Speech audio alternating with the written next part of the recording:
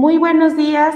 Pues vamos a iniciar con la primera ponencia magistral del día de hoy de nuestras 3 conferencias que tenemos. Para esto le vamos a dar la bienvenida al doctor Emiliano Aldelgani. Doctor, buenos días.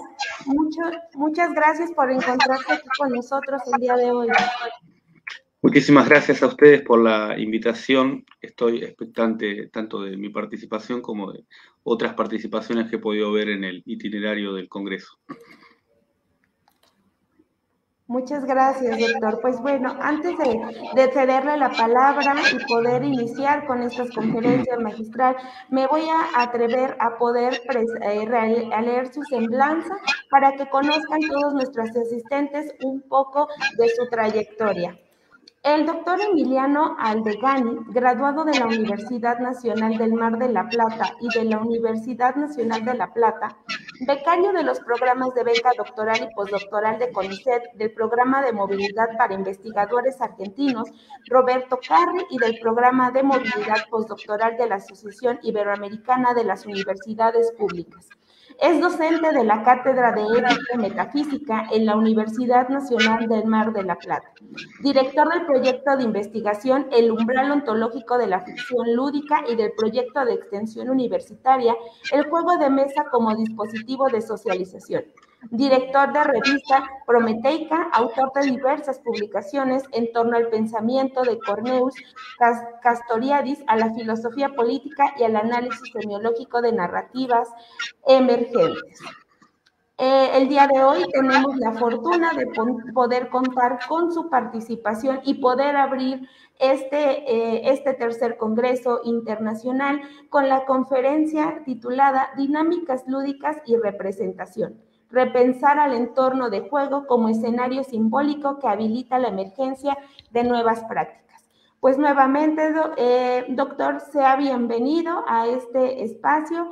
Y pues le cedemos igual los micrófonos para que pueda usted compartirnos toda su experiencia. Muchísimas gracias, Itzel. Bueno, comparto lo que decía anteriormente también Héctor Ponce. Estas son algunas posibilidades positivas que se abren a partir de la virtualidad, que se han empezado a explotar fundamentalmente a partir de 2020 y que generan la posibilidad de estos intercambios de manera más fluida y frecuente, lo cual celebro e intentaré de alguna manera desarrollar en este encuentro. Les agradezco enormemente la participación a partir de la finalización de mi doctorado y sobre todo a partir de tomar al juego como objeto de estudio desde la filosofía. El trabajo interdisciplinar ha sido no solamente una posibilidad, sino una necesidad para realizar este abordaje, y en tal sentido es que mi grupo de investigación se compone de integrantes no solo de distintas universidades, distintas nacionalidades, sino también de distintas disciplinas. Encuentro estas jornadas, este congreso, lo encuentro notablemente interdisciplinar y espero que este primer aporte también contribuya a esta pluralidad de enfoques. Bien, voy a proceder a leer el trabajo está escrito para ser leído, lo que espero que lo haga un poco más fluido que a veces las lecturas de algunas ponencias, y quisiera iniciar un poco con la reflexión o algunas aclaraciones respecto del título del trabajo. Dinámicas lúdicas y representación. Repensar el entorno de juego como escenario simbólico que habilita la emergencia de nuevas prácticas. Comenzar por explicar el título de esta exposición puede ser una buena forma de entrar en el tema, a la vez que permite surcar de un modo más o menos elegante la barrera entre la preparación y concepción previa de estas ideas y el inicio de su comunicación, su socialización y, por qué no, su puesta a debate. Empecemos por la primera parte, dinámicas lúdicas y representación. Quizá lo más justo o más atento al rigor conceptual sería proponer una reflexión sostenida entre las dinámicas sociales y la representación como tales. Pues las dinámicas lúdicas, la ficción lúdica, los espacios de juego y las prácticas lúdicas son en general un caso particular de dinámicas, de ficción, de espacios y de prácticas. No hay nada esencialmente distinto entre las dinámicas de juego y las dinámicas sociales. El contraste entre las interacciones reales o serias del cuerpo social y las interacciones lúdicas o no serias nunca logra escindir un espacio genuinamente autónomo, ni delimitar una frontera precisa entre estas dimensiones. Fracasa la distinción categórica, como fracasan las distinciones anteriores. La distinción entre las relaciones reales dadas en la infraestructura y el marco ideológico dado en la superestructura, la distinción entre la experiencia del mundo real y la experiencia del mundo de las apariencias, la distinción tajante entre el marco simbólico que envuelve las prácticas sociales y su base material. Más allá de que podamos justaponer diferentes expresiones culturales que se manifiestan como eminentemente serias o como explícitamente lúdicas, la tensión entre estos conceptos admite toda clase de intercambios, diálogos, concomitancias y espacios de indefinición. La oposición entre las dinámicas y la representación social de determinados fenómenos puede, sin embargo, apuntar en una dirección más general.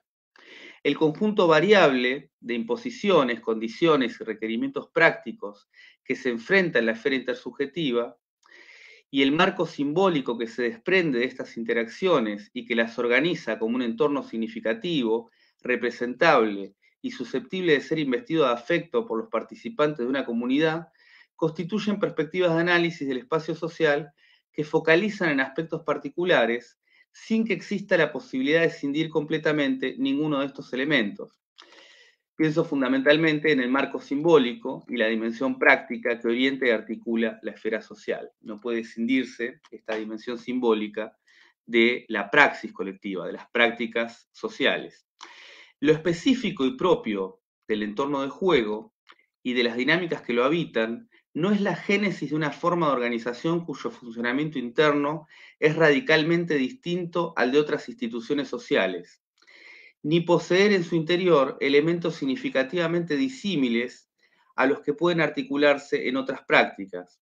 Su característica formal predominante consiste, en mayor medida, en trazar una distinción entre lo propio y lo externo, en la que el conjunto completo de las interacciones sociales se constituye como un marco dado, habitual e indefinido, que contrasta de una forma, con una forma organizada y lábil de excepcionalidad, de extravagancia, de irrupción transitoria. Es la regularidad, la falta de regularidad o la pretensión de regularidad lo que diferencia en mayor medida el marco normativo en el que el juego se organiza frente a otras formas de regulación, como pueden ser el sistema de vialidad, el discurso jurídico, las reglas de ceremonial y protocolo o las normas morales de conducta. Mientras que el resto de las prácticas aspiran, en algún sentido, a configurar una forma permanente, el juego establece un marco transitorio de normas y símbolos que organiza de un modo divergente los roles sociales, los objetivos, el sentido de las acciones, perdón, pero su característica fundamental consiste en esta condición excepcional. No es tanto la singularidad del juego como acontecimiento lo que constituye su diferencia, sino su carácter eminentemente transitorio, yuxtapuesto al resto de sistemas sociales en los que tiene lugar y, como se ha señalado en diversas oportunidades, su carácter gratuito frente a estos. Esta forma de simulación, de como sí, de excepción del entorno simbólico práctico en el que se desarrolla el juego, aspecto que comparte en gran medida, perdón,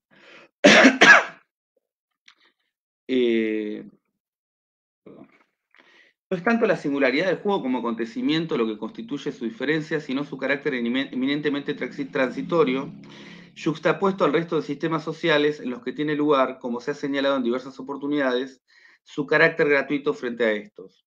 Esta forma de simulación, de como sí, de excepción del mundo simbólico práctico en el que se desarrolla el juego, aspecto que comparte en gran medida con otras prácticas afines como la improvisación en la danza, la música o el teatro, permite desplegar en las prácticas lúdicas la representación esquemática y abierta de otros fenómenos sociales.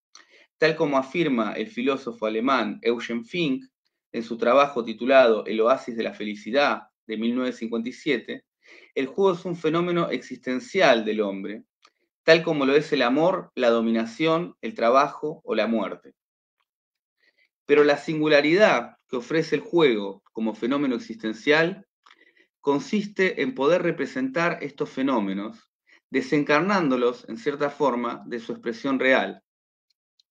Esta idea de que el juego desencarna los fenómenos de su expresión real al representarlos, va a ser de alguna manera lo que el autor Emile Benveniste, en su texto El juego como estructura, va a denominar el carácter desrealizador de la acción lúdica. La acción lúdica entendida como una acción que desrealiza, una acción que no modifica el estado de cosas y no produce elementos significativos o cambios significativos en el entorno. Eso sería para Benveniste lo que distingue mayormente al juego de otro tipo de prácticas como puede ser el trabajo u otro tipo de actividades.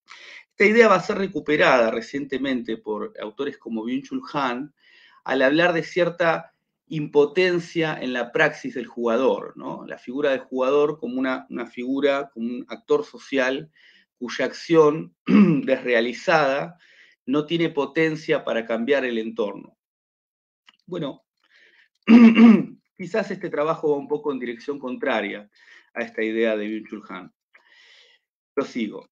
Las dinámicas lúdicas, en este sentido, expresan una relación particular con la representación. El entorno de juego, la actividad lúdica, la experiencia lúdica, sus potencias y su virtualidad, producen imágenes sociales, figuras imaginarias que no se integran en el conjunto de la red de significaciones que configura la esfera social, sino bajo la forma de una excepción, de una representación y en gran medida de una reversión de dinámicas exteriores, que preconiza la apertura a la concepción de nuevas formas de interactuar que exceden finalmente al marco en el que son propuestas. Ahora bien, si avanzamos sobre el subtítulo de la presentación, advertimos una propuesta para repensar al entorno de juego como escenario simbólico que habilita la emergencia de nuevas prácticas. Este enunciado destaca otra relación fundamental entre el juego y el conjunto de formas y productos culturales, que es, además de exceptuarlas y en cierta medida generar un extrañamiento respecto de las formas y dinámicas habituales, producirlas como un resultado ulterior y extraño al entorno de juego. Es decir, dar lugar a que emerjan formas que son extrañas a las dinámicas que el mismo juego propone. Esta idea acompaña la reflexión sobre el juego desde los planteos germinales de Johann Huizinga, expresados en su célebre libro Homo Ludens, en 1938. Esta propuesta controversial y hasta cierto punto provocadora consistía precisamente en la identificación del juego y de lo lúdico como la dimensión originaria de toda forma o producto cultural, una instancia indefinida y abierta de la que emergen prácticas y rituales sociales y que luego se desliza hacia el fondo, ocultando su carácter lúdico y arbitrario en el fondo de las convenciones sociales. En sus palabras, cito, en la medida que una cultura se desarrolla, esta distinción entre el juego y no juego, que consideramos primordial, no parece invariable. De manera general, el elemento lúdico va deslizándose poco a poco hacia el fondo. La mayoría de las veces pasa, en gran parte, a la esfera de lo sagrado. Se ha cristalizado en el saber y en la poesía, en la vida jurídica y en las formas de vida estatal. Generalmente lo lúdico queda en el trasfondo de los fenómenos culturales, pero en todas las épocas el ímpetu lúdico puede hacerse valer de nuevo en las formas de una cultura muy desarrollada y arrebatar consigo al individuo de las masas a la embriaguez de un juego gigantesco. Fin de la cita. La dimensión lúdica, por consiguiente, opera como una instancia generadora de formas culturales, a la vez que permanece en las instituciones sociales como un elemento que permite reabrir el juego de interacciones y, como se verá a propósito del pensamiento de Castoriadis, reabrir el magma de remisiones que da forma y figura a las instituciones sociales. Ahora bien, pasando en limpio esta primera aproximación al entorno de juego y su potencial creador, vemos ya las primeras descripciones del juego, cómo este se emparenta fundamentalmente con tres características fundamentales.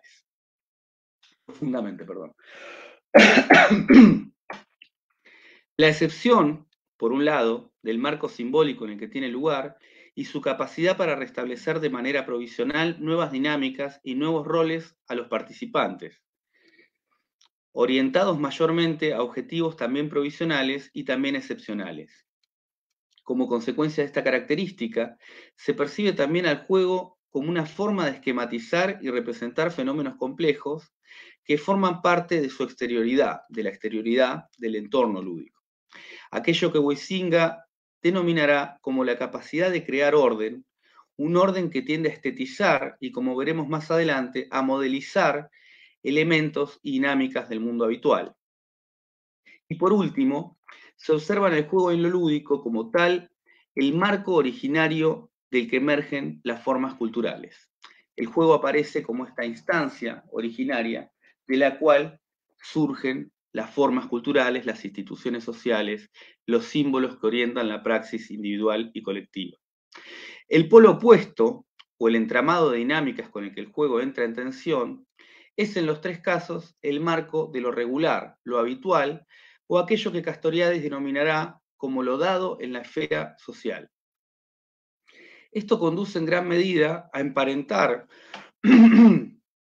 a lo lúdico y a su función cultural con aquello que puede recuperarse de manera más extendida en el pensamiento contemporáneo como un elemento que forma parte del esquema imaginario que orienta las prácticas sociales. En este sentido, surge la necesidad de repensar estas reflexiones iniciales a partir de algunas herramientas conceptuales que provienen de la teoría institucional de Cornelius Castoriadis y de la semiótica holística de Yuri Lotman.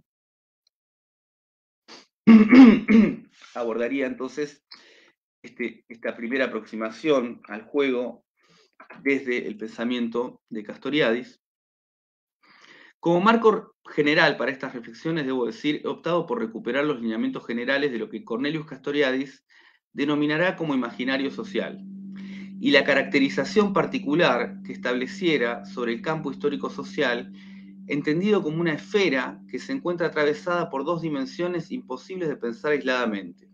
Por un lado, la dimensión identitaria, vinculada a estructuras simbólico-prácticas que configuran escenarios determinados en el marco institucional y en las dinámicas que éste admite, promueve, prohíbe, preconiza, sugiere, penaliza o priva completamente de significado.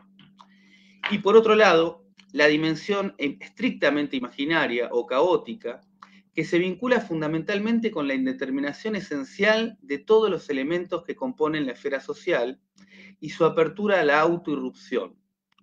Aquel elemento que va a caracterizar estas dos dimensiones fundamentalmente tiene que ver con una dimensión que tiene que ver con la estructura del campo social y una dimensión que tiene que ver o que se vincula a la apertura del campo social a reestructurar permanentemente esta estructura, a reabrir ese juego de interacciones que consolidan esta estructura. Esta tensión entre la tendencia a la creación de productos culturales, esta tensión en la tendencia a la creación de productos culturales y a la clausura de formas determinadas, atraviesa todo el espacio social y puede ser recuperada desde diferentes enfoques. Hallamos en la obra de Castoriadis un interés particular por pensar esta tensión como una dinámica de emergencia y cristalización de elementos sociales que configura la esfera social, y la dimensión ontológica del campo histórico-social, la formación de la psique y, en sentido más amplio, todo el arco de la producción cultural. Desde una perspectiva ontológica, ampliamente desarrollada por Castoriadis, la tensión entre lo imaginario y lo identitario reactualiza la tensión entre lo dado y lo emergente, entre el caos y el cosmos, entre la realidad dada y la emergencia de alteridad. La realidad, sintetiza, es alteridad, alteración. La realidad es emergencia de alteridad. Esta tensión enraiza en lo más profundo de la tradición occidental. Puede rastrearse hasta la dinámica de emergencia y disolución expresada en el concepto de apeiron propuesto por Anaximandro, en el que las mismas entidades surgidas de lo indefinido se dan unas a otras justicia y fuerzan su retorno a la indefinición. Espían unas a otras sus injusticias, su adiquía inicial, su desacuerdo. Estas ideas germinales que han dado lugar a múltiples interpretaciones y que tanto Heidegger como Castoriadis van a recuperar como la expresión de una tensión constitutiva de lo emergido entre lo emergido y lo emergente. Una tensión constitutiva en todo lo que existe entre la tendencia a consolidarse como una consistencia que permanece y la tendencia a autoirrumpirse o autodisolverse. Esto Heidegger lo va a llamar disposiciones dinámicas propias de lo iniciado, de lo existente, de lo surgido. Aquello que Castoriadis identificará como la emergencia inmotivada de alteridad de formas y figuras que no se derivan ni lógica ni funcionalmente del contexto precedente.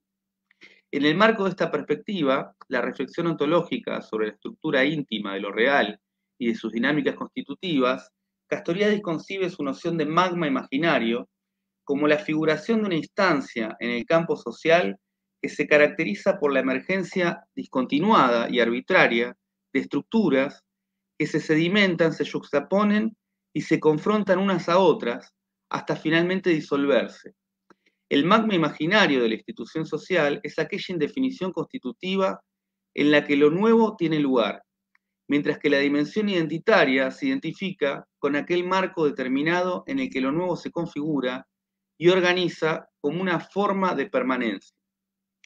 Sin embargo, y dejando de lado aspectos particulares y de gran interés de esta perspectiva de análisis, la relevancia que cobran estas ideas en relación a la dinámica de emergencia y disolución de elementos en la estructura ontológica de lo real como tal, se advierte en nuestro campo de estudio al observar cómo esta caracterización se traduce al plano simbólico y al plano institucional. La tensión estructurante entre lo emergente y lo dado, entre la creación y la consolidación de formas, asume una función que se traduce en las formas de interacción que reflejan las dinámicas lúdicas con las formas de lo habitual. Pero en este análisis es importante no ceder a la tentación de generar equivalencias entre sí excesivas entre el elemento lúdico que se propone al inicio de las formas culturales y la dimensión imaginaria que atraviesa la esfera social. Para recuperar la dinámica de emergencia y clausura de las significaciones y prácticas en la esfera social, voy a recuperar en extenso un fragmento de Castoriadis expresado en su libro La institución imaginaria de la sociedad. La institución es institución de un magma de significaciones imaginarias, sociales. El sostén representativo, participable de estas significaciones al cual, bien mirado, no se reducen, consiste en imágenes o figuras en el sentido más amplio del término, fonemas, palabras, billetes en blanco, geniecillos, estatuas, iglesias, utensilios, uniformes, pinturas corporales, cifras, puestos fronterizos, centauros, sotanas, lictores, partituras musicales, pero también en la totalidad de lo percibido natural, nombrado o nombrable por una sociedad considerada.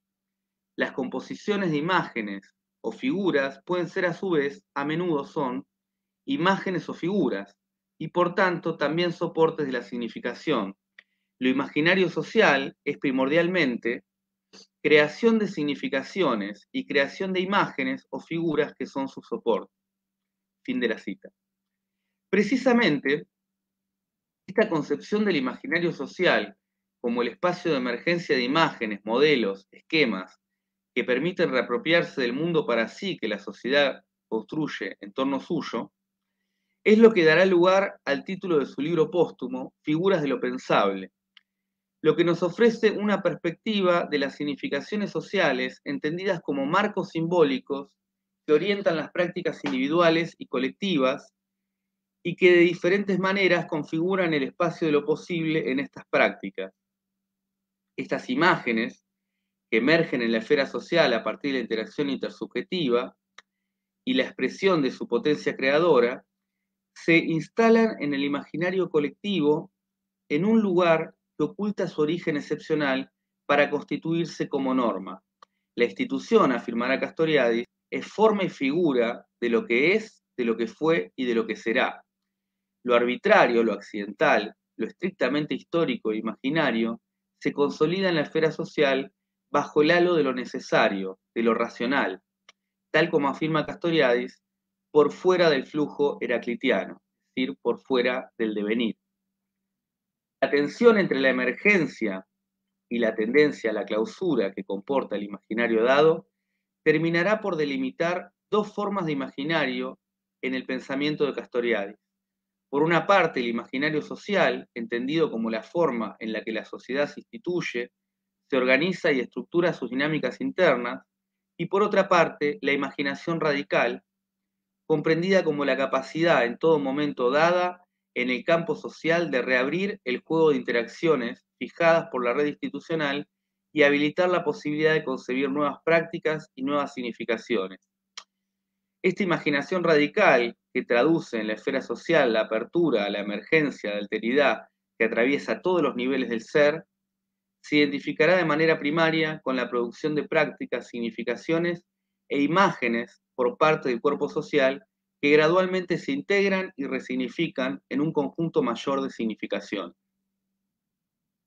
Castoriadis llamará red de significaciones imaginarias sociales o de una forma más sintética como institución social. Ahora bien, al repensar el entorno de juego en el marco de estas herramientas conceptuales, puede verse una similitud notable entre la concepción de lo lúdico que expresa Huizinga al proponerlo como la forma originaria de las expresiones culturales y como el fondo de las mismas desde el que puede reabrirse el juego de sus remisiones, y la noción de imaginario social de Castoriadis, entendida como la forma en la que la sociedad se configura a sí misma al crear para sí imágenes y esquemas de su propia institución, y a su vez la imaginación radical en la que encontramos la posibilidad de reabrir este juego de dinámicas y remisiones. Sin embargo, en el pensamiento de Castoriadis encontramos una distinción y una dinámica más clara de emergencia y clausura de las significaciones sociales en la tensión que se presenta entre el imaginario dado y la imaginación radical. Mientras que Huizinga no presenta una noción clara del término juego, e incluso, como ha señalado Umberto Eco, por momentos parece perderse en algunas ambigüedades que devienen de la ambigüedad del término juego, tanto en alemán como en español y en francés. La distinción que establece Eco, apoyándose en los términos play y game del inglés, permite repensar en gran medida las formas en las que el juego se presenta a partir de la oposición y la tensión entre las formas en las que el imaginario se constituye como una forma organizada y una forma que permite distanciamientos, rupturas con las formas establecidas. En efecto, Eco propone la distinción entre el juego, entendido como una matriz combinatoria de reglas y símbolos que promueven e inhiben determinadas acciones en un marco determinado. Esta concepción sistémica del juego, pensada en el concepto de game, es la que permite emparentar a lo lúdico con otras formas de sistema, como lo son el lenguaje, la producción artística y otros esquemas organizadores como la guerra, el campo judicial y la producción científica. Estas esferas y su vínculo con lo lúdico han sido detenidamente recuperadas por Castoriadis y, sin embargo, tal como advierte Eco, la lectura de Huizinga, recuperadas por Huizinga. Sin embargo, como advierte Eco, la lectura de Huizinga no se enfoca en el juego como tal, en la matriz imaginaria que el juego comporta y en sus virtualidades, sino que su análisis se enfoca casi unilateralmente en la actitud lúdica. Cierto es que esto aparece en la obra de Huizinga con cierta ambigüedad, pues cuando se piensa el juego como orden y como creación de un orden, parece estar pensando más en el juego entendido como una matriz combinatoria de reglas que en la actitud lúdica como tal. No obstante, ambas esferas pueden ofrecernos distintos puntos de anclaje para pensar el carácter creador del espacio de juego y su potencial para habilitar nuevas prácticas. Pues mientras que la actitud lúdica es la dimensión que permite desnaturalizar el convencionalismo de las formas habituales, el juego, en tanto matriz combinatoria, aparece como el dispositivo resultante y habilitante de esta actitud de apertura a la concepción de nuevas relaciones. Esto no quiere decir que la actitud lúdica y la imaginación radical sean conceptos que puedan asimilarse al entorno del juego, mientras que el imaginario social y el juego pensado como game puedan asimilarse a las formas habituales o regulares de estructurar las dinámicas sociales, pero sí permite reorientar nuestro análisis a la delimitación formal del espacio de juego, el límite que se establece en torno a las dinámicas lúdicas y las dinámicas habituales para pensar en términos simbólicos qué es lo que permite repensar al juego como una forma de asociar elementos que es productiva en términos simbólicos. Para ello voy a recurrir al último marco conceptual, que creo reviste un interés considerable para abordar el potencial creativo de las dinámicas lúdicas, y es el principio de irregularidad formulado por el lingüista Yuri Lotman. Disculpen, estoy un poco engripado. En Argentina estamos empezando el invierno. El abordaje en conjunto de la producción cultural por parte de Lotman en el marco de funcionamiento complejo de la semiosis y de los principios de codificación que permiten el intercambio, la producción y la concepción de formas de discurso en la esfera social, cuyo marco se amplía en los primeros textos del autor a partir de la noción de semiósfera, aparece como un instrumental teórico en el que en principio no debería ser desatendido si lo que queremos estudiar del juego, y en este caso queremos hacerlo precisamente, es su potencial para promover la creación de nuevas formas simbólicas y nuevas imágenes que esquematicen y modelicen la realidad de una forma determinada. En este sentido, las dos nociones principales que quisiera recuperar de Lotman y que considero fundamentales para la comprensión del entorno del juego y su forma de estructurarse son la noción de periferia y la noción de sistema de modelización secundario. Y en particular, estas nociones son recuperadas para pensar el juego como forma de periferia simbólica y para pensar el juego como un sistema de modelización secundario. No es que estas nociones habiliten la comprensión de un aspecto o elemento particular del entorno del juego, sino que nos invitan a pensar las prácticas lúdicas fundamentalmente como un caso específico de estos dos conceptos, ya totalmente abarcados por estos conceptos. Atendemos primariamente a la noción de periferia de Lotman. Lotman nos invita a pensar en sus primeros textos el espacio semiótico bajo la figura de la semiósfera. Esta sería, en términos generales, el espacio donde ocurre la semiosis, el espacio donde el sentido puede producirse. Sin embargo, este espacio semiótico, por decirlo metafóricamente, se encuentra habitado por diferentes formas de codificar y en gran medida de modelizar las representaciones y el discurso sobre lo real. Del mismo modo que Castoriadis proponía, en relación a las redes de significaciones imaginarias sociales, la organización a partir de significaciones nucleares o centrales en torno a las que se constituían todo tipo de prácticas, símbolos e imágenes, Lotman va a pensar el espacio semiótico como ordenado u orientado a partir de determinados núcleos semánticos. Y es interesante notar que la tensión entre lo dado y lo emergente, entre la emergencia y su cristalización, se presenta en estos tres autores bajo diferentes metáforas.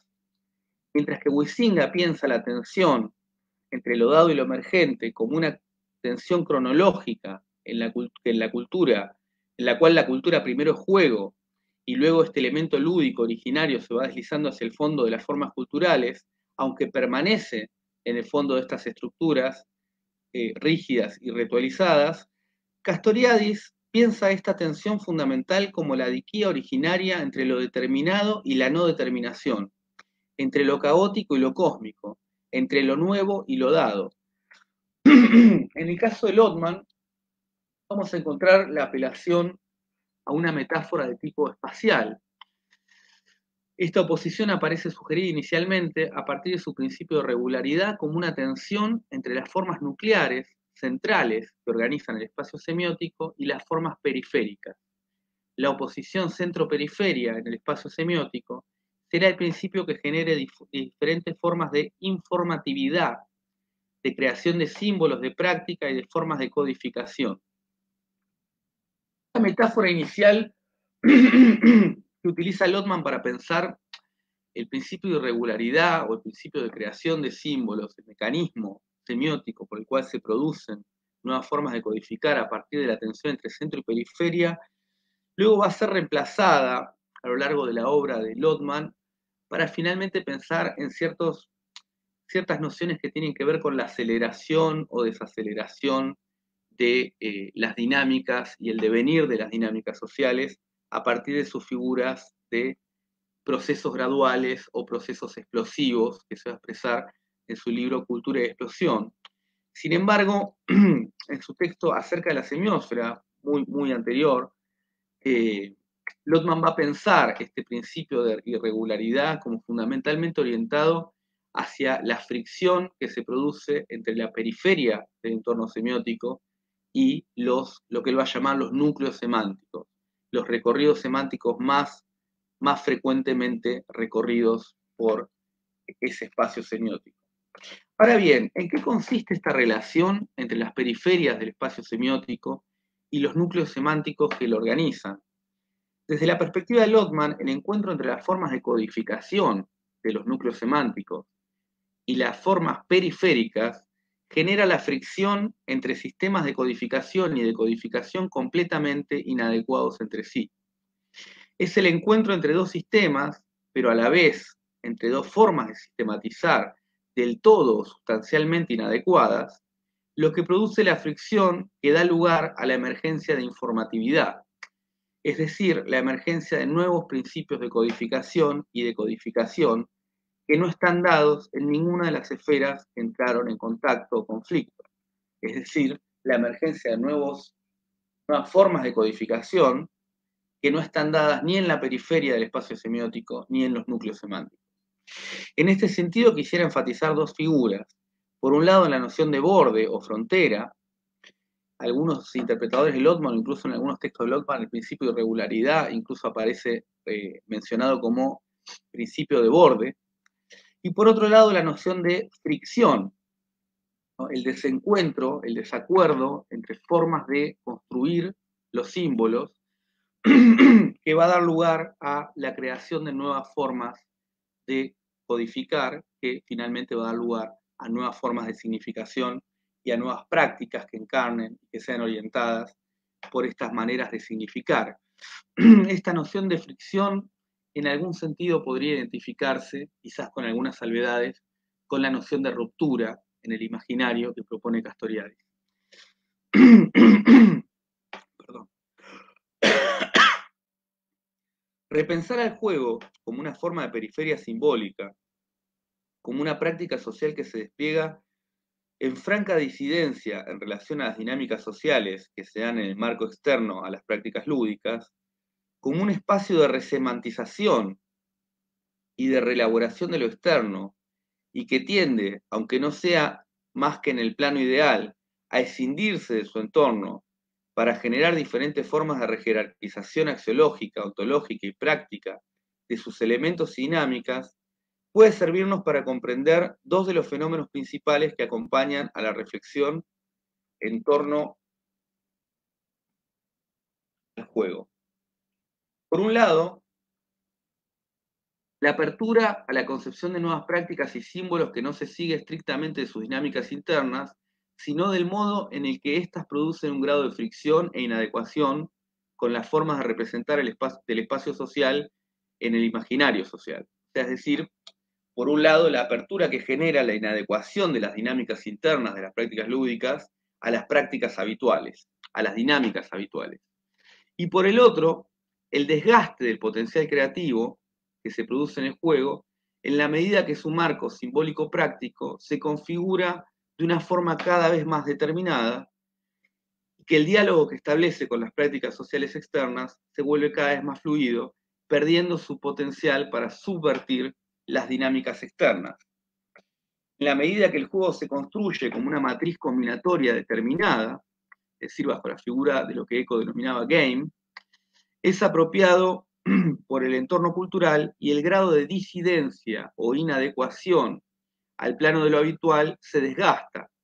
Su potencial para interpelar las formas de modelizar la experiencia colectiva y dar lugar a la emergencia de imágenes y significaciones que orienten la praxis se desvanece.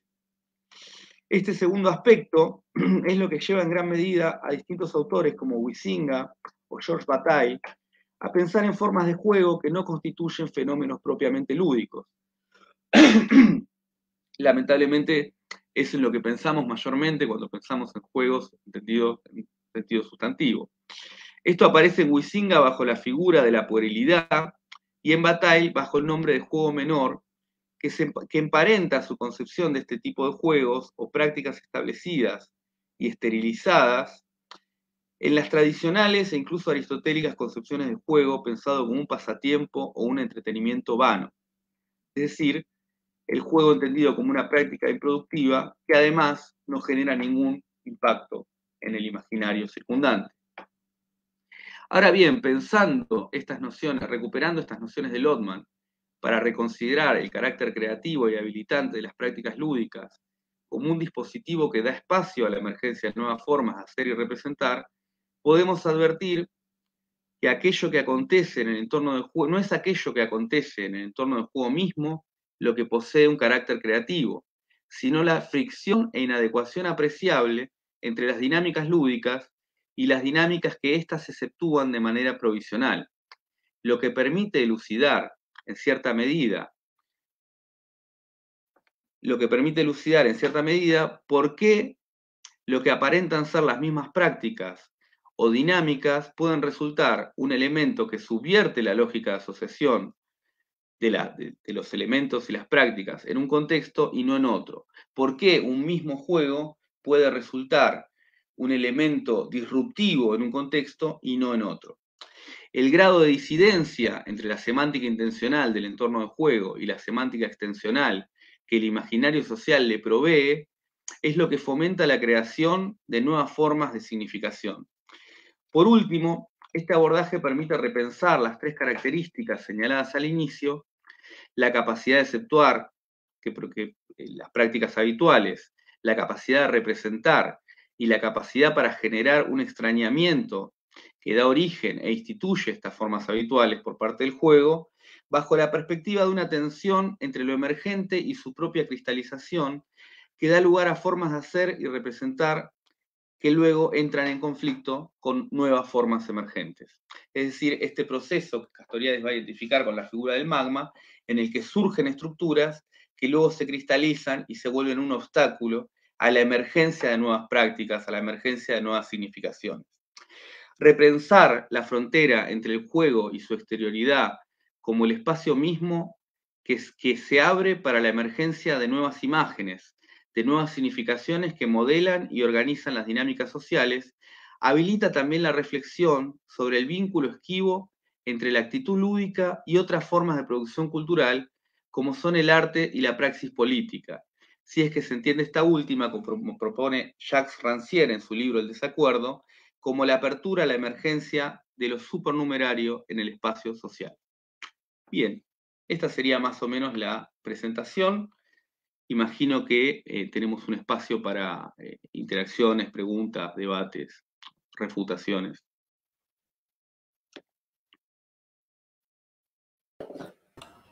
Muchas gracias, doctor Emiliano. Muy interesante lo que nos plantea a lo largo de su ponencia, ¿no? Efectivamente, me parece que el imaginario social ha venido igual cambiando, y esto ha sido también a raíz, pues, de todos los cambios que ha venido sufriendo la sociedad, ¿no? La manera de interacción obviamente también se ha modificado, y con ello conlleva tener un cambio trascendental también en el juego que tiene el propio niño, ¿no? Anteriormente podíamos ver que el niño jugaba a lo mejor de la parte más kinestésica, todo era también un poco más manual, más el uso de los objetos, y ahora a la misma la misma situación, la misma sociedad ha venido a tener una transformación, ¿no?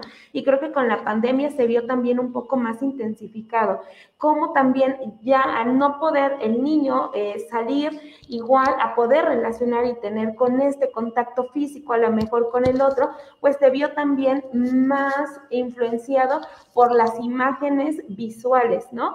Todo este contacto ahora también a través pues, de las plataformas, de las redes, y con ello, obviamente, la construcción social vino cambiando. Entonces, las representaciones de la imagen, pues me parece que fue sustancial. El niño pudo ahora ya también ir creando de manera incesante y esencialmente determinadas figuras, formas, imágenes, y poderle ir atribuyendo diferentes significados para poder ahora buscar una nueva relación y poder él buscar ahora una nueva forma de juego, ¿no? A partir de ello, me atrevería a preguntarle, doctor, no sé si nos pudiera a lo mejor a comentar un poco más, ¿usted cómo considera que es la vinculación que tiene ahora este uso del imaginario social que se ha venido transformando en las poblaciones infantiles y con el uso de las imágenes? Bueno, en verdad yo no me dedico particularmente a infancia y ese tipo de temas, pero creo que cabe siempre mantener presente una distinción que presenta Pierre Bourdieu en un texto, este texto tan famoso que habla sobre el campo intelectual, el campo científico, y cómo se organiza, digamos, la esfera social a partir de diferentes polos que operan como núcleos. En ese texto que habla de la producción cultural, Bourdieu hace una diferenciación entre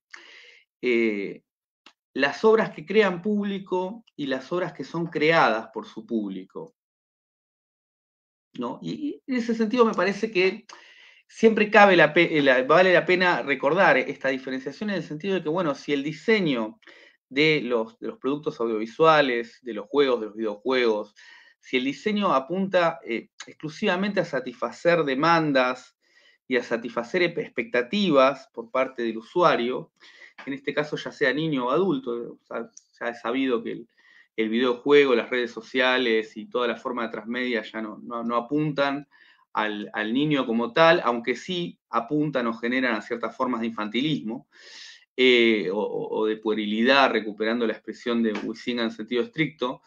Creo que evidentemente si el diseño de estos esquemas y el diseño de estas propuestas se deriva como un reflejo de la satisfacción de ciertas expectativas, bueno, es una producción cultural que tiende a la repetición y que tiende a ser poco creativa, tanto en su producción como en su efecto. Creo que es algo que se puede observar tanto en el transmedia como de alguna manera en esta proliferación de remakes que muestra el cine, de remakes, de readaptaciones, de sagas de videojuegos, de sagas de juegos, donde, bueno, nos permite volver a acceder y consumir nuevamente al mismo fenómeno, a la misma experiencia, con pequeñas variantes. Ahora, ¿cómo afecta esto a la infancia? Creo que es algo que debe ser atendido de una manera disciplinarmente adecuada. Yo no podría arriesgar a proponer cómo esto afecta a la infancia más que desde el sentido común, lo cual no tendría mayor interés.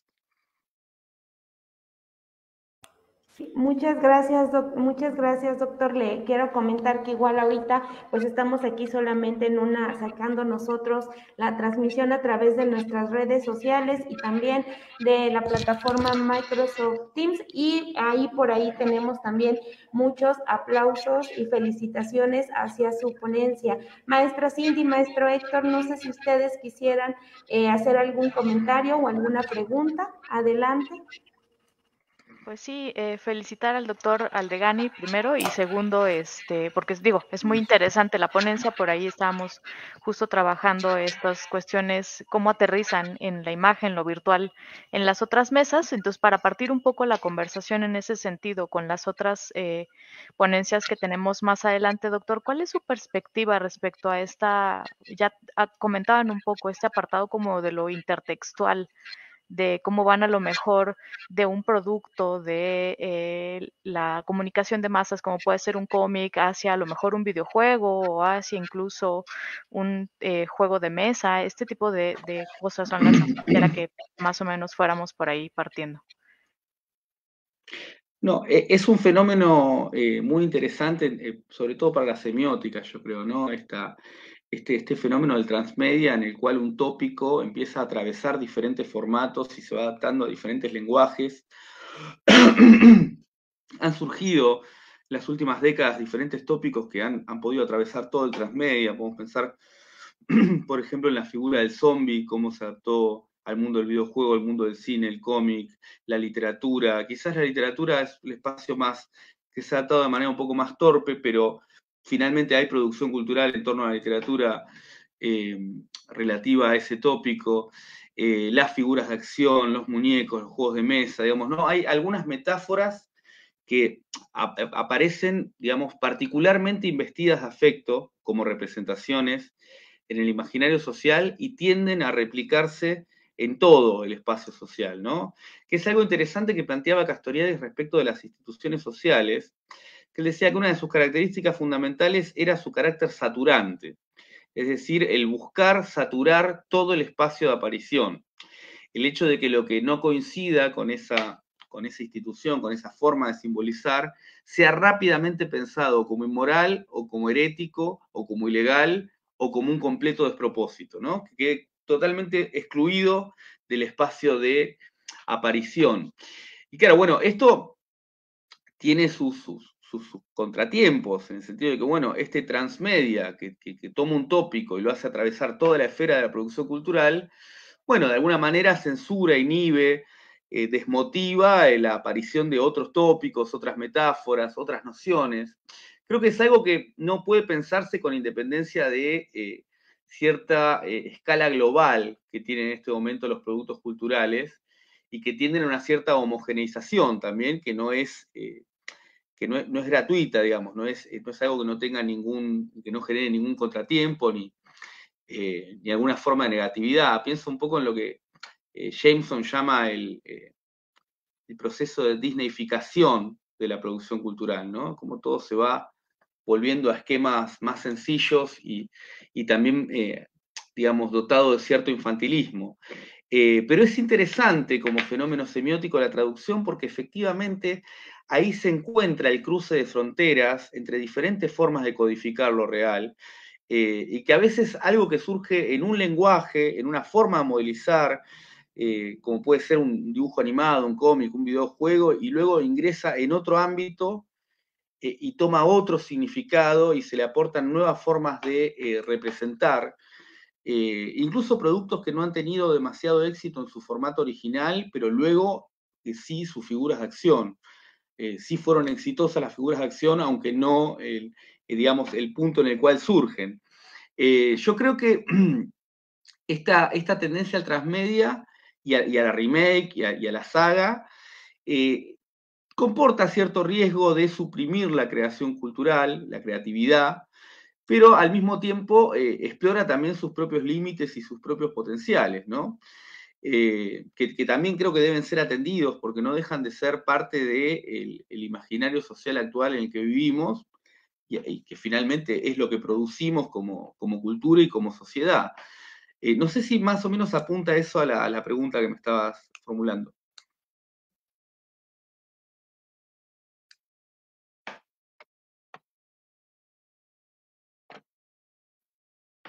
Cindy. Cindy creo que tiene un poquito de problemas también con su conexión. Cindy, no sé si ya logras escuchar. Sí, algo está pasando. Mientras, Cindy, recupérame también ahorita el maestro Héctor me comenta que quisiera también Sí. hacer alguna aportación. Adelante, maestro. Sí, pues creo que Cindy tiene un problema, pero yo me aprovecho de ese problema para, en primera, más que nada, doctor Emiliano Aldegani, buenos días y gracias por su muy interesante y pertinente conferencia en estos tiempos, y pongo entre comillas, finales de pandemia, porque no sabemos esto para bien, para cuándo termine o cómo vaya a ser el proceso, pero en esta conferencia que usted nos permitió introducirnos de una manera no física, sino totalmente cognitiva, entender el juego como esta dinámica lúdica, como la acción que normalmente la estamos llevando a cabo, y que un juego, cualquier tipo de juego, se lleva a cabo mediante la mente y el cuerpo, ¿no? Como una experiencia, y más aún no sé, ahora en esos espacios virtuales se ha convertido en un juego mental más que físico, en donde muchos experimentan ciertas acciones, pero no en espacios reales, son espacios virtuales que nos sacan del entorno real de este. Y como usted bien menciona, son estas nuevas formas de interactuar de las mentes y de los cuerpos, los cuales se están resignificando, ¿no?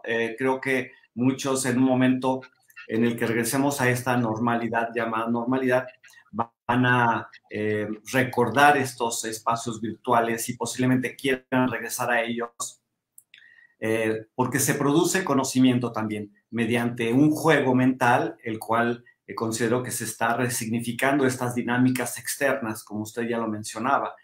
También esta parte de la estimulación de todas las dimensiones que estamos manejando, de aquello que se está implementando desde lo cognitivo, lo afectivo, como ya mencionaba usted, de la forma de comunicarse entre las personas.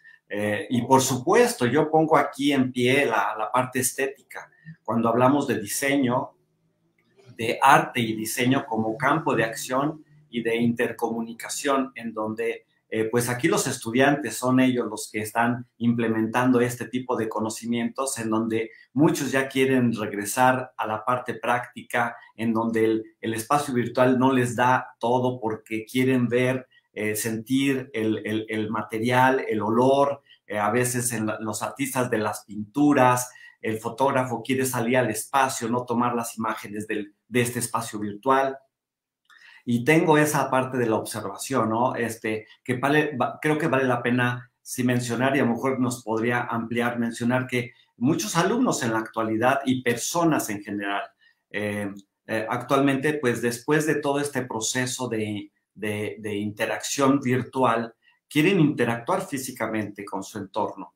Creo que la pandemia ha traído nuevas formas de interactuar. Esta parte lúdica se ha expandido a una nube, que son espacios que antes eran inhabitables, ahora son espacios de creación, de recreación, espacios sin un tiempo, lo cual conlleva, pues como bien dice, a unas nuevas significaciones. Y le agradezco por su aportación tan importante en esos tiempos.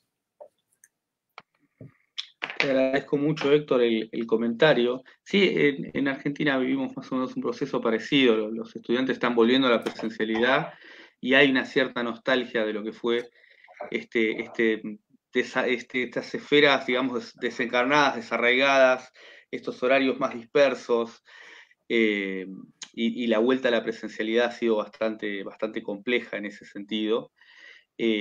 Hubo un aumento considerable del juego durante la pandemia, pero también porque el espacio de tiempo de ocio evidentemente aumentó, por lo menos lo que fue en 2020. Entiendo que ustedes, por lo que observo, todavía tienen un esquema todavía más rígido en relación a la pandemia. Acá ya, digamos, estaría todo funcionando con una cierta normalidad, pero hay algunas cosas que evidentemente llegaron para quedarse. Bueno, una vez que se instala una manera de hacer, una forma de llevar adelante ciertos procesos por parte de toda una comunidad, y luego evidentemente va a haber algo pendular. Hay en este momento quizás un cierto desapego, hay gente que, bueno, prioriza la presencialidad por sobre todo tipo de posibilidad, pero luego ese péndulo finalmente va a encontrar un punto intermedio en el cual instancias como estas aparecen como muy interesantes, y podemos generar intercambios internacionales sin la complejidad logística de lo que implicaba generar un espacio de intercambio. Creo que para el mundo académico y sobre todo en la esfera de posgrado y de investigación, todas estas nuevas prácticas van a ser muy productivas. En principio habilitan, bueno, nosotros en el centro mismo de la pandemia y de la cuarentena hicimos un conversatorio entre estudiantes de Mar del Plata y estudiantes de la UNAM, por ejemplo, y fue una posibilidad impensada en un contexto de normalidad, digamos, ¿no? De presencialidad. O sea que creo que efectivamente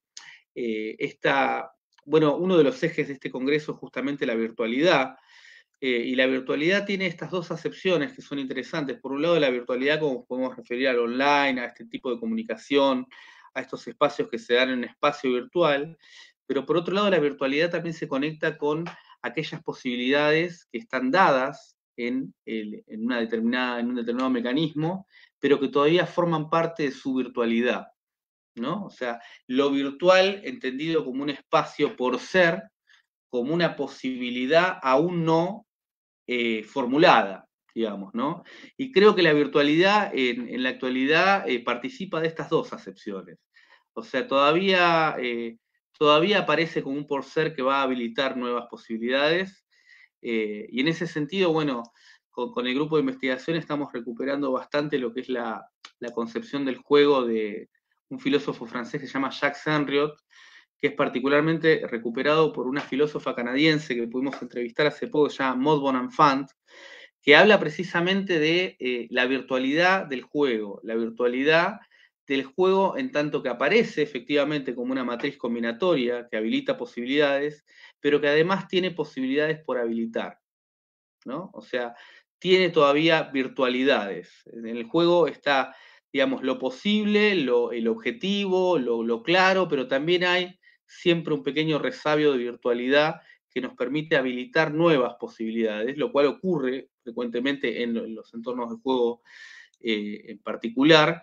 Y creo que es interesante pensar esa virtualidad como algo que puede trascender al espacio de juego, ¿no? En esta fricción entre la actitud lúdica, el espacio lúdico y el espacio de lo serio, de lo habitual, de lo regular, pensar que esa fricción puede ser una instancia que nos permita habilitar nuevas posibilidades. Me parece que a eso apunta un poco la línea de investigación que sostengo en este momento. No, pues muchísimas gracias por esta explicación.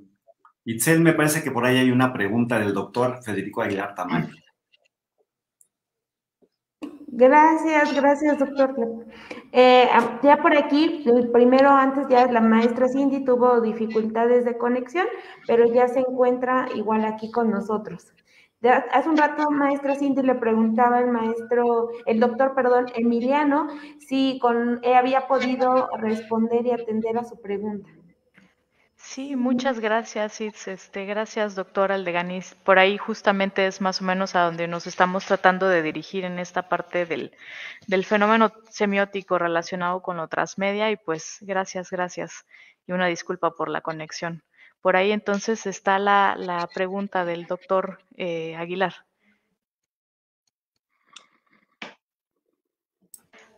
Pues si quieres la leo, ya que está aquí, la leo.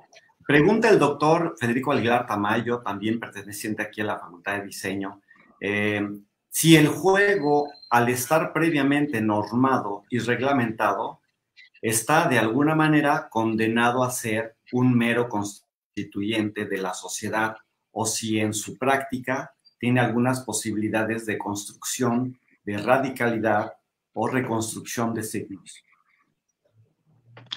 Bueno, la pregunta es particularmente interesante. Aprovecho para saludar afectuosamente al doctor Federico Aguilar Tamayo. Bueno, es algo que puede, digamos, establecerse o no respecto de determinados juegos. En general, cuando se habla de potencial creador de lo lúdico, se está pensando en prácticas muy abiertas de recreación y dinámicas corporales, por ejemplo, prácticas que se parentan más a lo coreográfico, a la danza, a los juegos infantiles como la mancha o la escondida, o estos juegos que tienen que ver mucho con lo corporal, ¿no? Donde la performance está puesta en primer plano. Mientras que cuando se piensa en juegos más estáticos o cuya estructura y dinámica está más prediseñada, esto que Manovich va a llamar las experiencias prediseñadas que propone el videojuego, ya no parece tan abierto ese esquema. Incluso cuando se habla de juegos de mundo libre, ese mundo libre, bueno, siempre es un esquema simplificado de lo que podría ser un mundo libre, ¿no? Que habilita ciertas posibilidades, habilita más posibilidades que un juego de plataformas, eventualmente habilita más posibilidades que el póker, pero no es que todas las posibilidades estén habilitadas. Sin embargo, es interesante pensar en cuáles son las potencialidades que muestra un entorno de juego. Creo que no está dado necesariamente por su estructura puede ser muy, muy sencilla. Juegos como Las Damas, por ejemplo, de alguna manera encarnaban, en su contexto de origen, encarnaban cierta representación del mundo social que advertía algunos cambios. Sobre eso hay mucho escrito, ¿no? La aparición de la dama del ajedrez moderno, la aparición de la dama poderosa de las damas, en coincidencia con determinadas figuras históricas, como Isabel la Católica, otras reinas que también mostraban tener una gran injerencia en la geopolítica, y de repente juegos más bien sencillos parecen tener un enorme potencial para representar fenómenos sociales complejos y amplios. O sea que yo no diría que ese potencial para habilitar lo virtual está exclusivamente reducido a la estructura del juego, ¿no? Que un poco lo que defendía en la conferencia es que no se sigue de las dinámicas internas del juego como tales, sino de cuál es el grado de disidencia que tienen esas dinámicas respecto a nuestro imaginario habitual. Es una escena de un videojuego como el Detroit, en la que uno de los personajes tiene que decidir si pegarle un tiro a un robot o no pegárselo. Bueno, es una distinción por sí o por no, la que uno tiene que elegir, pero sin embargo, la moral del juego asume ya la moral del jugador, que preferiría o advertiría como negativo el hecho de hacerlo, pero también advierte el interés del jugador que piensa que haciendo esa acción pudiera llegar a obtener alguna clase de bonificante en relación a las condiciones de victoria. Entonces la dicotomía es un tanto pueril, ¿no? Es como decir, bueno, esto es malo en términos morales, pero es bueno en términos prácticos. Esto es, digamos, y hacer lo contrario sería bueno en términos morales, pero malo en términos prácticos, y como el jugador advierte completamente, se encuentra en un plano ficcional, puede dejar o no la moral de lado. Ese tipo de dicotomías son un tanto pobres como experiencia prediseñada, aunque el juego es fantástico, no es una apreciación sobre el juego en su conjunto, sino sobre esa situación particular. Yo creo que, volviendo un poco a la pregunta que hace Federico, creo que efectivamente la actitud lúdica, si el juego todavía contempla un espacio para la actitud lúdica, el juego habilita la emergencia de nuevas significaciones. Y si el juego ha llegado a un nivel de estructuración tal que ya no habilita o habilita muy pequeños márgenes, da poco juego a la expresión de una actitud lúdica, bueno, efectivamente estamos ante un producto cultural que ya tiene una forma lo suficientemente consolidada como para pensar que es estéril en términos culturales. En Homo Ludens, precisamente, Huizinga hace un comentario muy despectivo respecto del ajedrez y del bridge, y dice que son juegos estériles en términos culturales, lo cual es absolutamente una afirmación provocadora, digamos, ¿no? Sin embargo, cuando uno atiende al fenómeno que está describiendo Huizinga en la década del 30, uno entiende por qué dice que son juegos estériles en términos culturales, porque ya no dan demasiado espacio a la emergencia de un supernumerario, no dan demasiado espacio a la emergencia de una posibilidad que no esté contemplada ya en los manuales y manuales y manuales escritos sobre el ajedrez. Y si lo dan a nivel técnico, ¿no? Se pueden seguir escribiendo manuales, va a haber más novedad en los manuales que novedad en la práctica de juego, en la experiencia de juego como tal. Y eso para Huizinga es una puerilidad, es un fingimiento de juego. Es un juego que ha perdido su diferencia específica en relación al trabajo, ¿no? Es un juego que se ha profesionalizado. El juego profesional deja poco espacio a la actitud lúdica. Se centra en las condiciones de victoria como unilateralmente, como paradigma de acción, y en tal sentido inhibe el hecho de que se exploren nuevas potencialidades y nuevas virtualidades que el espacio de juego puede habilitar. Pues muchas gracias, doctor, por todo, compartirnos todo su conocimiento, por las aportaciones, por toda la respuesta y por haber aceptado también la invitación a estar con nosotros, abriendo pues este tercer congreso y compartir sus conocimientos. A nombre de la doctora Lorena Noyola Piña, directora de la Facultad de Diseño, le agradecemos mucho por su espacio, por el tiempo. Posteriormente ya le estaremos haciendo llegar pues su constancia igual de participación en este evento. Pues agradecerle, doctor, muchas gracias por todo. Muchísimas gracias a ustedes por la invitación, realmente un gusto poder participar de este congreso.